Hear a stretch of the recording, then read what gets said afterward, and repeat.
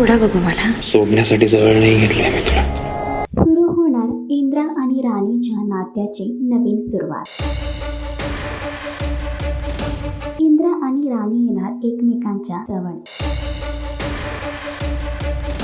हुकुमाची राणी या मालिकेच्या आगामी भागामध्ये एक नवा ट्विस्ट लवकरच प्रेक्षकांना पाहायला मिळणार आहे. एकीकडे राणी आता वकील झाली आहे. एवढंच नव्हे तर आपलं कुटुंब ही जमीन तिने स्वतःच्या बळावर मिळवली आहे आणि आपल्या सासूबाईंसोबत तिचं नातं अधिकच घट्ट झालं आहे. मला सोडण्यासाठी जवळ नाही घेतलंय मी तुला.